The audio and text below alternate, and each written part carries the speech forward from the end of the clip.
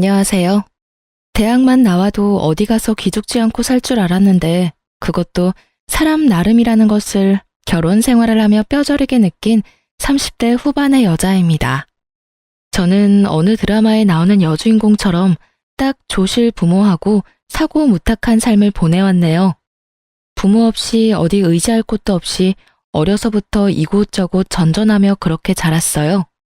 핀잔을 받으며 눈칫밥을 먹다 보니 저절로 독해졌고 나 하나쯤 스스로 건사하며 살아야겠다는 욕심도 생기더라고요.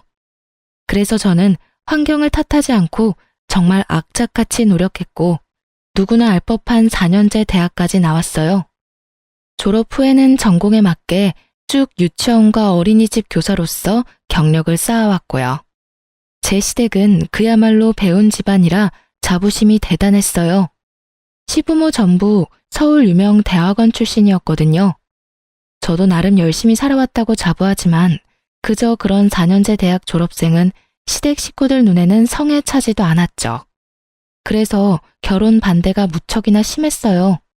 부모 없어도 당당하게 살려고 노력했던 지난 날들이 무색하게 가방끈이 짧고 또 부모가 없다는 이유로 결혼을 반대하실 땐 속이 많이 쓰리고 자존감도 많이 떨어졌어요.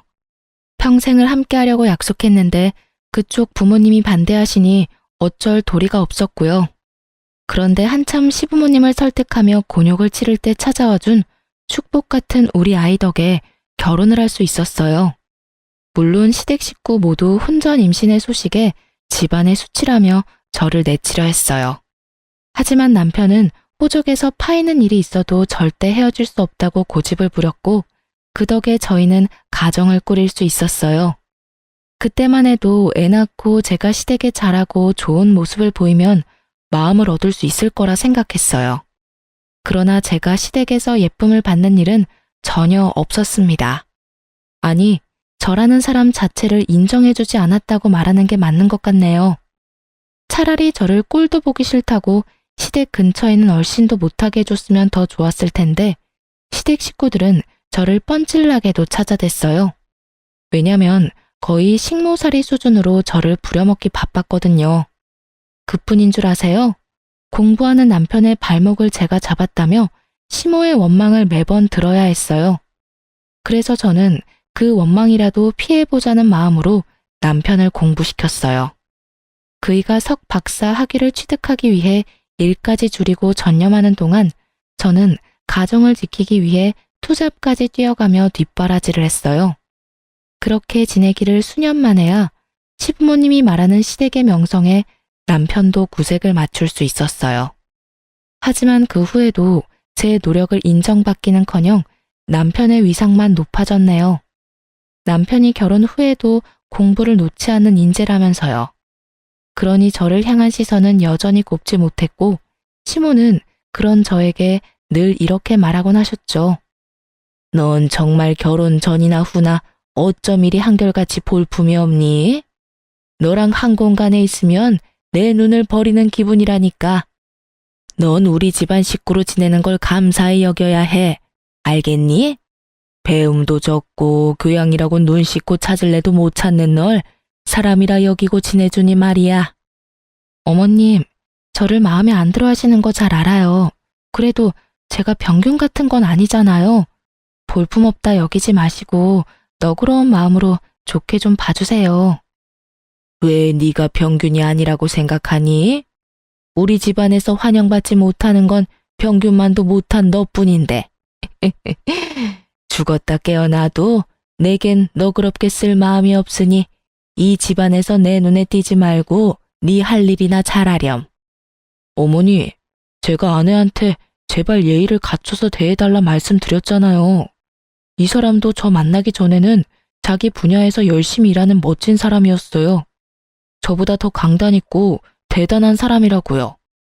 어머니께서 제 아내를 무시하는 건 어머니 아들인 저를 무시하는 것과 같아요. 그러니 이제는 가족의 일원으로 인정해 주시고 좋은 마음으로 지내주세요. 시모가 제게 못되게 말할 때마다 남편이 나서서 저를 감싸고 또 자신보다 나은 사람이라고 표현해주며 또 지금의 자신을 있게 해준 사람이라고 표현해 주었어요. 그렇게 제 편에 서준 덕에 모진 시집살이도 참고 살았어요. 한 번은 이런 대우를 더는 받고 싶지 않아 저 역시 학업에 정진해 학위를 높여보려고 했지만 어떻게 알았는지 시모가 남편이 제 뒷바라지하는 꼴은 절대 못 본다며 노발대발을 하는 통에 제대로 시작도 못 해보고 끝이 났죠. 남편은 시모 눈치 보지 말고 제가 원하는 만큼 열심히 해보라고 했어요. 하지만 제가 시모의 등살에 감당할 엄두가 나지 않더라고요. 사실 제 남편에게는 형이 한 명 있는데 아내인 형님도 석사 학위를 취득해 잘 나가는 회사 연구원으로 있어요. 물론 형님은 아주버님과 결혼하기 전에 이미 능력이 좋았죠. 저는 그 때문에 시댁의 미움이 내게 쏠렸나 하는 생각을 참 많이 했어요. 그러나 꼭 학벌 때문만은 아니라는 사실을 저는 이미 그 훨씬 전부터 몸으로 느끼며 알고 있었어요. 형님은 결혼 후에도 일과 공부를 병행하며 박사 학위를 위해 공부까지 하는 중이었어요. 그리고 조실부모한 저와는 달리 형님네 집안은 돈이 많았어요. 그러니 같은 며느리라도 저울질을 하게 되는 건 너무 당연했어요. 시모가 형님을 참 예뻐했는데 그 수준이 어느 정도냐 하면 남들이 보기에도 형님이 시모의 친딸이라고 믿을 정도였어요. 시댁에 오면 정말 손 하나 까딱 안 했고 물 한 잔을 마시더라도 저더러 꼭 가져오라고 시켰어요. 그리고 그걸 제지하는 사람은 아무도 없었고요. 형님은 늦음하게 아이를 출산했는데 상전도 그런 상전이 없었어요. 조리원에서만 꼬박 한 달을 쉬고 왔음에도 몸조리를 핑계로 저더러 틈만 나면 다리를 주무르라며 시켰어요. 그런데 노산이라 그런지 아이가 몸이 약해서 자주 아팠어요. 큰 병이 있거나 한 건 아니지만 잔병치레도 많고 유행하는 질병은 피해가는 법이 없이 죄다 걸리곤 했어요. 그래서 맞벌이 부부로 지내던 형님은 믿고 맡길 사람이 필요하다며 제가 근무하고 있는 어린이집에 애를 입학시켰어요. 그러면서도 제가 가족이라는 사실이 창피하다며 그렇게도 꽁꽁 숨겨댔어요. 그리고 뒤로는 제게 아이를 잘 케어하라고 당부까지 하더라니까요. 어느 정도 각오는 했지만 형님의 육아 방임은 점차 심해졌어요. 자기가 바쁘다는 핑계로 아이를 우리 집에서 재우는 날까지 생기기 시작했거든요. 초반에는 이해하려고 노력했어요. 형님이 바쁘게 일하는 것은 인정할 수밖에 없는 사실이잖아요. 하지만 한 달에 한두 번 정도였던 게 2주에 서너 번씩 늘면서 제 일상에까지 피해를 끼치게 됐어요. 저는 큰맘 먹고 형님에게 딱 잘라 말했어요. 형님, 일 때문에 바쁘신 건 이해하는데요. 이렇게 자주 제게 맡기시면 저도 제 일정에 차질이 생기기도 하거든요. 피치 못할 사정이 아니라면 저희 집에서 재우는 건 좀 자제해 주셨으면 해요. 동서도 참, 가족 좋다는 게 뭐니? 힘들 때 도우면서 지내는 거 아니야? 동서 말대로 내가 좀 바빠야지 말이야. 어젠 정말 어쩔 수가 없었다니까. 그쵸, 가족이니 도우면서 지내는 건 당연해요. 하지만 제 일상까지 꼬이니까 힘든 날들이 생기네요. 동서 덕 좀 보나 했더니 큰 의미도 없네. 알겠어. 내가 조금 더 신경 쓸게. 형님이 순순히 알겠다고 해 한시름 놓았는데 다음 날 시모가 제게 퇴근하면 시댁으로 오라며 전화를 해온 거예요. 그런데 기가 막힌 광경이 펼쳐져 있더라고요. 분명 저와 대화할 땐 좋게 넘어갔던 일을 제게 서운함까지 느꼈다며 문제 삼으며 온 식구들 앞에서 눈물을 뚝뚝 흘려대는 겁니다. 퇴근이 많이 늦어지는 바람에 동선에서 아이가 이미 잠든 후라 몇 번 그대로 재운 적이 있었어요. 그런데 동서가 어제 제게 자기 일상까지 침해하는 짓이라며 면박을 주는데 형님, 그게 다 무슨 말씀이세요? 제가 언제 면박을 줬다고 그러시는 거예요?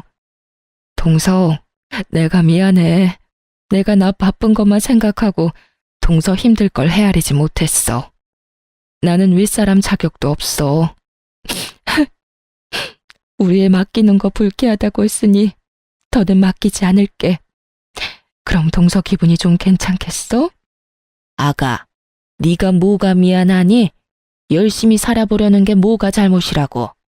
얘, 너는 어떻게 된 애가 이해심이라고 눈꼽만큼도 없니? 첫째가 바쁜 거 우리 식구 중에 모르는 사람 있니? 조카 좀 봐주고 너희 잘 때 같이 잠 좀 자는 게 무슨 큰일이라고. 불쾌하다는 말까지 하면서 첫째한테 상처를 줘? 어머님, 오해세요. 형님 불쾌하다고 했다니요. 도대체 갑자기 왜 이러시는 거예요? 저도 맞벌이다 보니 일정이 꼬여서 난감한 일이 생기기 시작했다고. 그러니 피치 못할 사정인 날은 괜찮지만 그렇지 않을 땐 좀 자제해달라고 정중히 부탁드렸을 뿐이잖아요.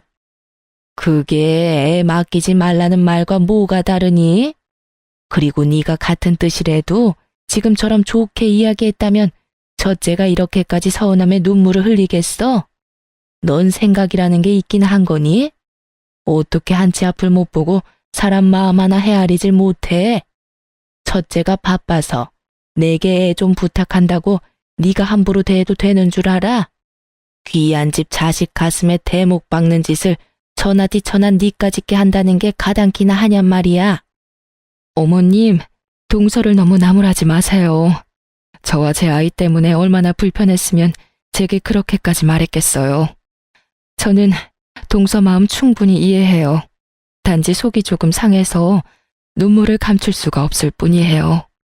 어쩜 우리 첫째는 일이 사려 깊고 맘씨가 고와.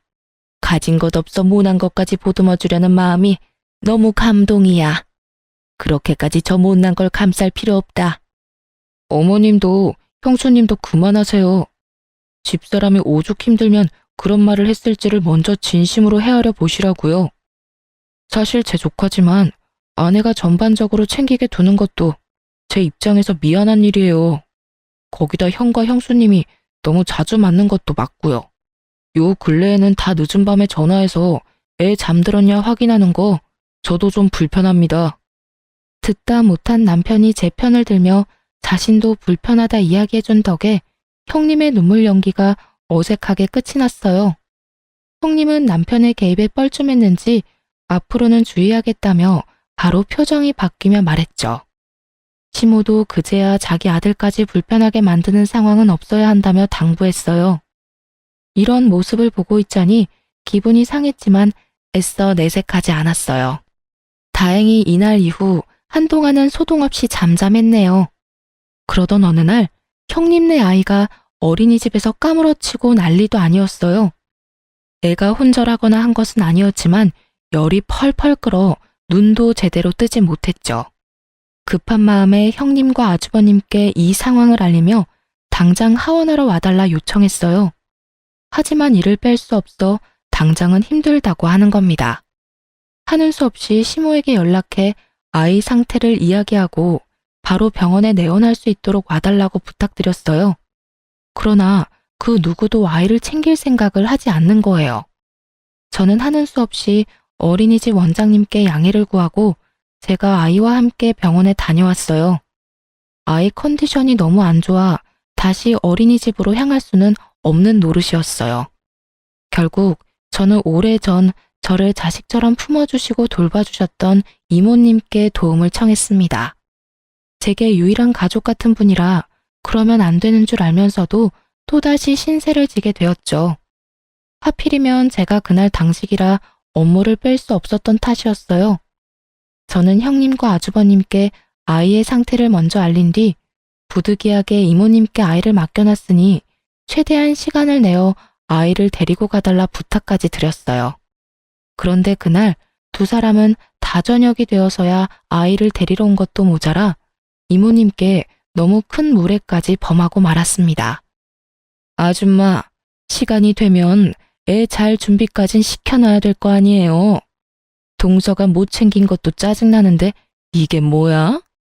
저기 초면에 당신의 아픈 아이까지 챙겨줬으면 부모로서 감사하다는 말이 먼저 아닌가요? 그리고 이 낯선 곳에서 아픈 몸으로 엄마 아빠를 기다렸을 아이는 눈에 보이지도 않아요. 됐으니 얼른 애 데리고 돌아가세요. 감사는 개뿔. 애가 아파서 잠만 잤을 것 뻔하구만. 암튼 동서나 동서 주변 사람이나 다 별로라니까. 그리고 자기가 뭔데 나를 가르치든 말해? 기분 나빠. 동서는 뭐 이런 사람한테 애를 맡겨서 화를 돋구는지 원. 이보세요. 아이가 해열제를 먹어도 열이 안 잡히니까 얼른 돌아가서 아이 케어에 집중하시라고요. 지금 당신의 기분이 아픈 아이보다도 더 중요한가요? 도움을 받고도 감사할 줄 모르는 당신이 떠드는 소리 듣고 싶지 않으니 그만 돌아가요. 이봐요, 아줌마. 도움을 주려면 제대로 줘야지. 이건 도와준 게 아니라 내 일을 그대로 남겨둔 거잖아. 그러고도 감사 인사를 받고 싶어 하는 건 양심이 없는 거지. 당신 밑에서 자란 동서가 왜 그리 덜 떨어진 건지 증명하는 거야, 뭐야? 나도 여기 더 있으래도 안 있을 거거든요. 진짜 재수 없어. 형님은 끝끝내 이모님에게 감사하다, 죄송하다는 말 한마디 없이 돌아갔어요. 그리고 나중에 걱정되는 마음에 이모님께 연락드렸더니 이모님은 다시는 그런 무례한 사람의 아이를 자신에게 맡기지 말라며 화를 내셨죠. 저는 이모님이 화내는 이유를 듣고 참을 수 없어 형님에게 곧장 연락했어요. 그러곤 처음으로 형님에게 어떻게 사람이 그렇게 아나무인일 수 있냐며 언성을 높였어요. 그런데 형님은 자신의 잘못을 뉘우치기는커녕 다음 날이 되자마자 또다시 시댁에 가서는 제가 자신에게 언성을 높였다며 고자질을 했죠. 시모는 형님의 말만 듣고는 우리 집까지 쫓아와 제게 갖은 욕을 퍼부었어요. 하지만 저는 제 소중한 사람까지 저와 같은 일을 겪게 했다는 것에 크게 분노한 상태였던지라 시모에게까지 큰 소리를 치고 말았죠. 시모는 그런 저의 뺨을 내리치며 막말을 퍼부었어요. 너 지금 나한테 소리친 거야? 감히 네가? 이 맞아 죽어도 시원찮을 거사. 네가 이제 하다하다 나까지 기어오르려고 들어? 내가 그런 꼴을 보고도 가만히 있을 줄 알아? 너 오늘 내 손으로 교육 좀 받자, 응? 제발 무식하게 구는 것 좀 그만하세요. 그렇게 학벌 따지시는 분이 왜 저만 상대하면 그렇게 무식해지는 건데요? 돈 많은 집안 자식이 형님이라 그 사람의 잘못까지 무마되는 건가요? 이러실 거면 어제 어머님께서라도 손주 데리러 오시지 그러셨어요. 그래, 이제 네가 고래고래 소리치면서 네 본성을 보이겠다 이거지? 너 머리는 장식이냐? 네 조카가 아프면 네가 월차를 내서라도 챙겼어야지.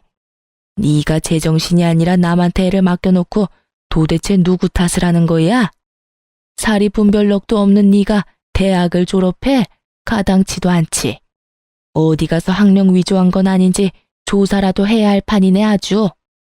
제가 왜 제 아이가 아픈 것도 아닌데 월차까지 내며 조카를 돌봐야 해요? 형님과 아주버님도 자기 일이 바쁘다는 핑계로 신경도 안 쓰는데 제가 왜 일에 피해까지 받으면서 그런 미련한 짓을 해야 하는 거냐고요? 사리 분별도 못하는 사람은 제가 아니라 형님과 아주버님이고 어머님이죠. 그날 난생 처음으로 억울함에 세상 떠나가라 울어봤네요. 그런데 시모가 우리 집을 나선 지 2시간 만에 제가 시댁으로 향할 수밖에 없는 일이 터졌습니다. 한참을 북받친 감정을 울음으로 쏟아낸 뒤 핸드폰을 보는데 최근에 바뀐 형님의 프로필 사진이 눈에 띄더라고요. 멋진 여행지에서 찍은 사진이었고 찝찝한 마음에 더 알아봤는데 확인하는 순간 주체할 수 없을 정도의 강한 분노가 치밀었어요. 사진 속 그날은 바로 아픈 조카를 이모님이 돌봐주었던 날이자 형님과 아주버님이 둘이서 당일치기로 여행을 다녀온 날이었던 거예요. 저는 그걸 알고 시댁을 뒤엎을 요량으로 찾아가 온몸의 분노를 표출했죠. 형님, 진원이 아파서 제 이모님한테 손 벌린 날 설마 아주버님과 여행 다녀오셨어요? 남한테 아픈 애 맡겨두고 희희낙낙 웃으며 놀다 왔냐고요. 동서, 갑자기 찾아와서 시부모님 앞에서 왜 이래? 여행을 다녀오고 안 다녀오고 그게 뭐가 중요하다고. 내가 여행 다녀온 게 시댁까지 쫓아와서 위아래 없이 굴 일이야? 정말 너무한 것도 정도가 있지. 이건 답이 없네. 오늘 제대로 시시비비를 가려봐요. 아픈 애를 두고 여행 다녀오는 부모라는 것도 웃기지만 부부가 놀려고 아픈 애를 생판 모르는 남한테 맡긴다는 게 부모로서 그게 맞는 처사라고 생각하세요?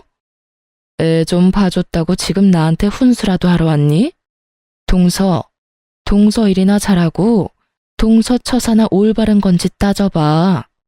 손윗 사람한테 따지려고 시댁까지 쫓아온 것도 모자라 시부모님 앞에다 두고 이런 행동을 보이는 게 맞는 거야? 그리고 원래 애들은 좀 아프면서 크는 거야. 형님, 원래 애들은 아프면서 큰다고 아픈 애를 부모가 돌보지 않는 게 맞는 건가요? 뻔뻔하게 나오면 그게 다 맞는 말인 줄 아시냐고요. 생판 모르는 남한테까지 애를 맡겼던 날이에요. 그런데도 뭐 하나 느끼는 바가 없으세요? 뭐야? 동서가 부족해서 뭘 모르나 본데 우리 같은 인재들이 시간 빼는 게 어디 쉬운 줄 알아? 막말로 내가 동서 있는 어린이집 보내는 이유가 다 뭔데? 그런 일 있을 때 애 잘 챙기라고 보내는 거잖아. 내 돈을 월급으로 받는 주제에 어디서 큰 소리야? 이모님인가 뭔가한테 맡겼던 것도 네가 다른 선생한테 당직 날짜 바꿔달라고 부탁했으면 됐을 일인데 네가 크게 만든 거잖아. 그래놓고 왜 이제 와서 나한테 시비야? 저희는 감정이 격해져 결국 서로의 머리채까지 잡고 싸움을 벌였어요. 급하게 시부모님이 저희를 말렸지만 싸우는 사이 제 손톱에 형님 한쪽 뺨이 긁혔어요. 그러자 시모는 형님 얼굴을 보고는 멍청한 것이 굴러들어와 집안 사람을 다 팬다며 저더러 사람도 아니라고 오버스럽게 난리를 쳐댔죠. 저는 제게 노발대발하는 시모와 형님을 뒤로 한 채 거실에 차려진 다과상을 죄다 엎어버렸습니다. 시모와 형님은 제게 머리가 어떻게 된 거 아니냐고 미친 사람 취급하며 고함을 쳤어요. 저것이 진짜 머리가 어떻게 된 거 아니야? 야, 너 진짜 이 집에서 쫓겨나고 싶어? 우리 아들이 네 편 들어주니까 이제 눈에 뵈는 것도 없냔 말이야. 너 같은 식충이를 가족으로 거둬줬으면 감사한 줄 알고 살아야지. 어디 이런 못돼 먹은 행동을 해? 까마귀 고기라도 잡섰어요? 당신들이 가족이라는 이유로 날 괄시하고 괴롭혔던 건 뭐 잘한 행동이야? 나도 남편 보며 당신들 만행을 참아주는 건 오늘부로 끝이야. 내가 당해온 모든 걸 똑같이 돌려줄 테니까 어디 한번 즐겨보던가. 저런, 아니 어디서 저런 말도 안 되는 것이 집에 굴러 들어왔어? 네가 참지 않으면 어쩔 건데? 어쩔 수 있는데? 헛소리 집어치우고 이 집에서 당장 나가. 나가! 다시는 발도 들이지 마. 알겠어? 가지 말라고 해도 갈 참이었어요. 악마보다 더 악질인 당신네들이랑 한 공간에 있기 역겨워서 숨을 쉴 수가 있어야지. 저는 분명 똑같이 되갚아준다고 했지만 시댁 식구 중에 그 누가 제 말을 새겨 듣겠어요. 그저 지렁이도 밟으면 꿈틀거린다는 거야 뭐야? 하고 대수롭지 않게 여겼겠죠. 하지만 제가 그간 남편만 보고 참아온 세월, 부당한 대우를 받았던 그 많은 날을 모조리 되갚아주겠다고 결심한 순간 복수의 칼날을 갈기 시작했죠. 그런데 하늘도 이런 저를 가엾게 여겼던 걸까요? 우연히 약속을 잡아 만나게 된 이모님께서 또 한 번 저의 귀인이 되어 주었어요. 시모와 형님에 관한 이야기를 나누는데 이모님께서 안 좋은 기억 때문인지 형님을 정말 질 나쁜 사람이라고 표현했어요. 그러면서 도대체 어떤 일을 하길래 그 직장에선 그런 못된 사람을 써주느냐고 말하기에 저는 형님이 다니는 회사에 대해 알려주었어요. 그런데 이모님이 꽤 놀란 표정으로 그게 정말이냐며 재차 확인까지 하시더라고요. 그리고 이모님과의 만남 일주일 후 형님이 회사에서 퇴출당하고 말았습니다. 사실 이모님의 남편이 형님이 다니는 회사의 연구소장으로 있었어요. 그래서 저는 형님이 아이가 아팠던 날에 대한 진실을 이모님께 모두 털어놓았고 혹시 가능하다면 연구소장님께 형님이 부당하게 이득을 취한 정황은 없는지 꼭 확인해주라고 청해달라 부탁드렸죠. 이모님도 형님 같은 사람은 좋은 곳에서 대우받으며 일할 가치도 없는 사람이라며 저를 대신해 말을 전해주었어요. 실로 연구소장님은 형님의 평판과 업무 능력 등을 조사해 나섰고 형님이 그간 해왔던 만행이 낱낱이 밝혀지고 말았던 거죠. 조카가 이모님께 맡겨졌던 그날의 일을 포함해 이전부터 줄곧 이런 방식으로 조퇴나 월차를 냈던 정황이 전부 밝혀지면서 업무 태만으로 해고를 당한 거예요. 하지만 형님은 그때까지만 해도 자신이 잘렸다는 사실을 인정할 수 없다며 자기 같은 인재를 버린 것을 후회하게 만들 거라고 다른 연구원 이곳저곳을 알아보며 뛰어다녔어요. 하지만 이미 연구소장님이 자신의 인맥까지 동원해 손을 써놓은 후였고 졸지의 형님은 나이 가득 찬 취업준비생으로 전락하고 말았어요. 형님이 취업준비로 쩔쩔매고 있던 어느 날 아주버님께서 갑작스럽게 저희 부부를 찾아왔어요. 이전에는 단 한 번도 저희를 먼저 찾은 적 없던 분이라 적잖게 놀랐죠. 그런데 사람이 참 간사하죠. 아쉬울 때 꼭 그렇게 살갑게 굴면서 도움을 청하는 게 말이에요. 모든 안 좋은 일은 한 번에 겹쳐오곤 하잖아요. 형님네도 딱 그런 상황에 놓였던 거예요. 아주버님이 5년 전쯤부터 사업을 시작했는데 처음부터 잘 돼서 무섭게 성장했어요. 그런데 딱 이 타이밍에 갑자기 투자하기로 되어 있던 곳에서 변심으로 투자하지 않겠다고 해버린 거죠.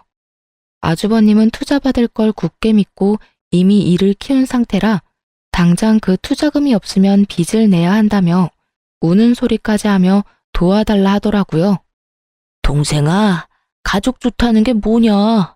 이렇게 서로 힘들 때 돕고 사는 거 아니겠어? 지금 네 형수 처지가 좋지 못한 거 잘 알잖아. 그런데 나도 적자에 빚까지 생기면 애까지 있는데 어쩌냐. 제발 이번만 좀 도와주라. 나중에 나도 너희 부부 도울 일 있으면 나도 꼭 도울게. 재수씨, 우리 진원이 참 예뻐하잖아요. 우리 아이 봐서라도 좀 도와줘요. 아내랑 상의해보고 연락해줄게, 형. 너무 갑작스러운 부탁이고 금액도 적지 않아서 고민해봐야 할 것 같아. 아니, 가족 일인데 고민하고 말고 할 게 뭐 있어. 너희 그만한 돈도 없는 건 아니잖아. 너도 돈 잘 벌지. 재수씨도 우리만큼은 아니어도 입에 풀칠할 정도는 벌잖아. 그런데 뭐가 문제라고 뜸을 들이려고 그래. 그냥 서로 얼굴 보고 이야기한 김에 정하고 빌려주면 되지. 안 그래요, 재수씨? 그럼 아주버님, 얼굴 보고 이야기한 김에 딱 말씀드릴게요. 저는 투자금 빌미로 아주버님께 돈 빌려주기 싫네요. 저희 없는 살림에 남편 공부하면서 아끼고 아끼며 지낼 때 형님도 아주버님도 돈 잘 벌고 잘 살았잖아요. 그때 제 남편이 한 학기 등록금만 좀 도와달라고 부탁했을 때 뭘 하셨죠? 개미처럼 일하는 네 와이프가 자기 몸을 팔아서라도 마련할 텐데 왜? 라고 했던가요? 재수씨, 그땐 나도 철이 없어서 그런 거죠. 이번에 도와주면 나중에 제가 도울 일 있을 때 꼭 돕겠다니까요. 저 지금 자존심 다 내려놓고 이렇게 부탁하는 건데 거절하면 섭섭해요. 그럼 그 자존심 챙기세요. 그리고 이참에 한 말씀 더 드리자면요. 재작년에 남편이 드린 투자금도 이참에 회수할까 해요. 그러니까 지금 빌리는 금액의 최소 2배는 구하셔야겠네요. 예? 투자금을 회수한다고 했어요, 지금? 아니, 재수씨가 뭔데 제 동생이 제 회사에 투자한 돈을 회수해요. 쥐뿔도 없이 우리 집에 들어와서 이만큼 사는 것도 다 내 동생 덕인데 재수씨가 읽어둔 게 뭐 있다고 내 동생 돈을 재수씨가 주물러요. 야, 절대 안 돼. 너 지금 재수씨 말 듣고 투자금 회수하면 우리 우애는 완전 끝이니까 그런 줄 알아. 알겠어? 아주버님, 남편이 넣은 그 투자금의 대부분이 제 돈이에요. 남편이 늦음하기 경제활동을 시작했는데 그 당시에 그만한 큰 돈이 어디서 나요? 내 돈 내가 알아서 하겠다는데 왜 간섭하세요? 여보, 방금 아주버님이 하는 말 들었지? 나 당장 투자금 회수해줘요. 사실 남편 뒷바라지하며 우리 가족의 미래를 생각하면서 악착같이 모았던 돈이 있었어요. 아주버님이 그 당시만 해도 저와 남편을 너무 무시해서 제가 남편 기라도 살려주려고 그 돈 쥐어주며 아주버님 사업에 당신이 투자하는 것처럼 해서 투자금 넣으라고 시켰어요. 저야 원래도 시댁 식구들이 무시하는 게 일상이라 괜찮았지만 제 남편까지 은근히 배제당하고 무시당하는 건 참을 수가 없었거든요. 하지만 돈을 빌리러 와놓고 은근 협박조를 띠는 아주버님의 태도에 눈꼽만큼도 도움을 주고 싶지 않더라고요. 아주버님은 제 투자금이라고 말하니 놀란 토끼 눈을 하며 남편에게 사실 여부를 확인했어요. 남편이 제 말이 다 맞다고 하자 아주버님은 금세 태세 전환을 해 제게 투자금 회수하는 이유가 뭐냐며 제발 도와달라 절절히도 말했어요. 재수씨, 내가 미안해요. 내가 실언을 했어요. 혹시 이 시기에 투자금을 회수하려는 이유가 뭐예요? 제 아내 때문이라면 제가 대신 사과할게요. 정말 미안해요. 그러니까 투자금 회수 얘기는 없던 걸로 해줘요. 예? 재수씨 부모님도 안 계셔서 우리가 유일한 가족이라면서요. 그러니까 가족끼리 서로 좀 부족해도 이해하고 돕고 살아요. 제 가족은 얼마 전에 없어져서요. 유일한 가족이 남편과 제 아이뿐이라 이해할 것도 도울 것도 없네요. 그만 돌아가 주세요. 아주버님께서 이러시는 거 상당히 불편해요. 재수씨, 그게 무슨 서운한 말이에요. 가족이 왜 없어져요? 우리가 다 가족이지. 재수씨, 제가 돈 빌려달라고 한 건 고사하고 제발 투자금 회수만이라도 하지 말아줘요. 우리 그 투자금까지 빼면 진짜 길바닥에 나 앉아야 할지도 몰라요. 저와 아내는 그런다고 쳐도 아이는 어떡해요. 우리 아이를 봐서라도 마음 바꿔줘요. 제발요. 제가 조카 봐서 여태 참은 건 모르고 왜 이제와 아이를 봐서 마음을 바꿔달라 하세요? 저는 이제 제 아이 봐서 회수해야겠으니 그만 보채고 돌아가세요. 한 번만 더 돈돈거리시면서 찾아오시면 그땐 문전박대 제대로 당할 줄 아시고요. 아주버님은 우리 집을 나서는 그 순간까지도 제게 제발 도와달라 애원했어요. 하지만 저는 충분히 제 의사를 전한 뒤로는 거들떠보지도 않았죠. 남편은 결국 아주버님을 집에서 끌어냈어요. 그러자 복도에서 더럽고 치사해서 그 돈 안 받는다며 우리 집 현관문을 몇 번이나 발로 차고 돌아가더라고요. 저는 그 모습에 정말 끝까지 못돼 처먹었다 싶은 생각이 들더라고요. 그래서 남편에게 아주버님 연락은 무조건 받지 말라 당부했어요. 실로 하루에 몇 번씩 남편에게 전화를 했고 남편의 일까지 방해할 수준에 이르자 남편도 나중에는 아주버님 연락처를 수신 차단해버렸죠. 그러자 시모가 제게 연락해 열불을 냈어요. 동생이라고 하나 있는데 제가 우애를 다 갈라놨다면서 저더러 오물보다 더 더럽고 추악한 것이라고 하더군요. 저는 그런 시모의 전화를 끊어버렸어요. 더 듣고 있어봤자 제게 득될 거 하나 없으니까요. 그런데 시모가 그런 제 행동에 머리끝까지 화가 났는지 우리 집에 찾아와 문을 열라며 난동을 부리는 거예요. 복도식 아파트라 이웃집 눈치가 많이 보여 결국 문을 열어주고 말았어요. 들어오자마자 제 얼굴을 내리치며 귀청 떨어지도록 언성을 높여 소리쳤어요. 감히 네가 내 전화를 멋대로 끊어? 내가 그러고도 가만히 잠자코 있을 줄 알았냐? 오만방자한 것이 감히 시어머니 알기를 개떡같이 알고 하는 행동마다 사람 천부를 나게 만들어? 배우다 만 것들은 이래서 안 된다니까. 얼마나 못 배웠으면 행동거지가 그따위야. 이런 것도 사람이라고 고개 쳐들고 있는 꼬라지하고는. 오만방자한 건 제가 아니라 어머님 첫째 아들이죠. 어떻게 자식의 거울은 부모라는 말이 이렇게 꼭 맞는지 몰라요. 어떻게 말하는 것도 행동하는 것도 그리도 천박한지. 부탁한답시고 못되게 구는 걸 들어줄 수가 있어야죠. 뭐야? 너 지금 뭐라고 짓거렸어? 오늘 내 손에 한번 목숨줄 끊겨볼래? 어? 이게 미쳤다 하니까 진짜 개념을 상실했냐? 어머님 말씀대로 어머님처럼 배우다 마라 그런가 보죠. 어머님도 저랑 학력이 똑같던데요? 그러면서 왜 그리도 학력 따지면서 사람 무시한 건지 저는 아직도 이해가 안 되네요. 아주버님 임신해서 석사 문턱만 간신히 밟아본 정도라는 거 제가 모를 줄 아셨어요? 네가 그걸 어떻게 알았어? 어떻게 알았냐고? 남편과 나만 알고 있는 비밀을 네가 왜 알고 있느냔 말이야. 두 손으로 하늘을 가려보세요, 가려지나. 이 세상에 평생 가는 비밀이 어딨어요. 형님 말고는 다 아는 사실을 왜 어머님만 모르고 계시는지 형님이 알면 얼마나 기가 찰까요? 그렇게 저를 간신히 대학 나온 볼품없는 애라며 같이 욕했을 텐데 그런 어머님도 저와 다를 바가 없다니 말이에요. 시모는 내가 자신의 학력을 알고 있다는 사실을 알자 울그락불그락 해준 얼굴이 돼서는 갑자기 제 손을 덥석 잡는 거예요. 그러더니 형님에게만은 밝히지 말아달라고 애원하기 시작했어요.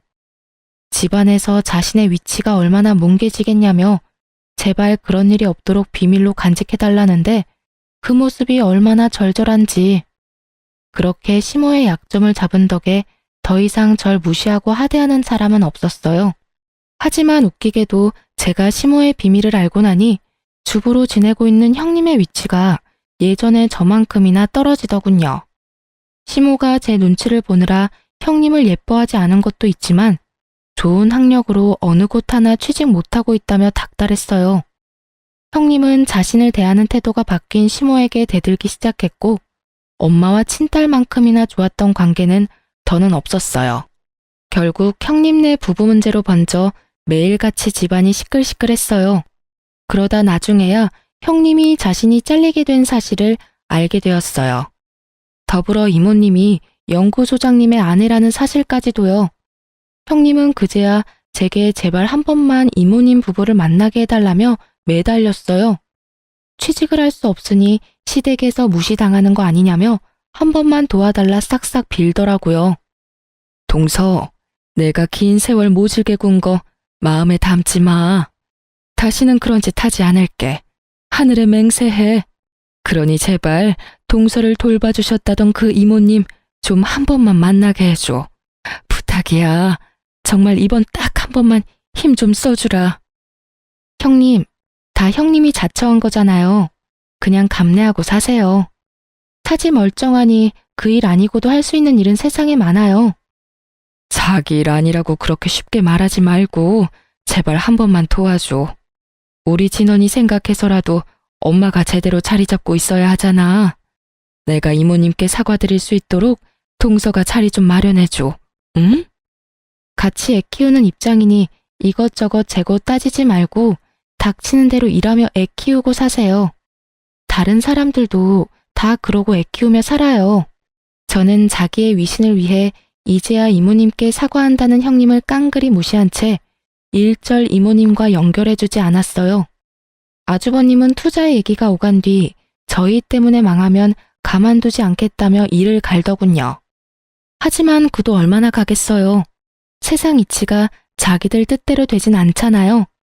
아주버님은 또다시 우리를 찾아와 죽는 소리를 해대며 저희가 도와주지 않으면 이제 더 방도도 없다면서 자기가 망하는 건 다 우리 탓이라고 고성방가를 해댔어요.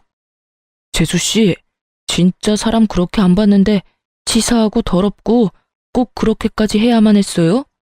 사람 목줄을 쥐고 흔드셔야 마음이 풀리냐고요. 예? 아우, 사람이 부탁을 했으면 들어주는 신용이라도 해야지. 많이 취하셨네요. 그냥 돌아가세요. 저흰 더 할 말 없네요. 형, 진짜 대체 왜 이래? 그만 돌아가. 밤이 늦었어. 아우, 시끄러워. 네가 제일 나빠. 알겠냐? 넌 형 망하는데 눈도 깜짝 안 하고 멀쩡한 투자금을 왜 회수하냐 이 말이야. 우리 집안 꼴이 우스워진 건 다 네가 결혼을 잘못했기 때문이야. 다 저 멍청한 재수 씨 때문이라고. 아, 짜증나. 재수없어. 남편이 아주버님을 말려도 소용없었고 형님까지 불러 아주버님을 데려가라 했지만 그것도 소용없었어요. 결국 아주버님이 남편 멱살을 잡기 시작했고 서로 몸싸움이 시작되었죠. 경찰이 출동한 후에야 말릴 수 있었어요. 그 과정에서 우리 아이는 겁에 질려 자기 방 들어가서 머리를 감싸준 채 벌벌 떨고 있었어요. 그 모습에 억장이 무너지더라고요. 그래서 처음엔 아주버님네 부부와 합의는 하지 않으려 했어요. 하지만 조카가 눈에 밟혀 합의를 보긴 봤네요. 그러나 이 사건으로 남편은 그간 제가 자기 식구들에게 당했을 서름을 뼈저리게 이해하게 된 계기가 되었어요.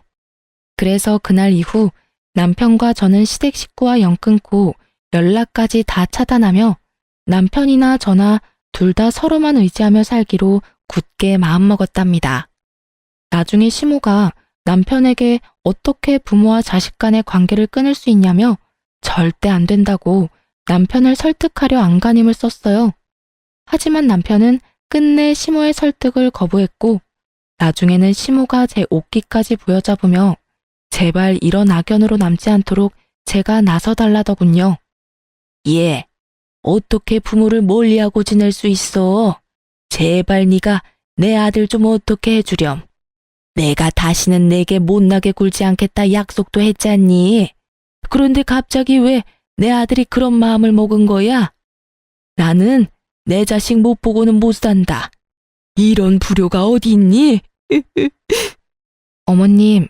어머님께서 저에게 저질렀던 멸시와 악행이 낳은 결과니까 직접 이 문제를 해결해 보세요. 그러면 남편도 마음을 달리 먹을 줄 혹시 아나요?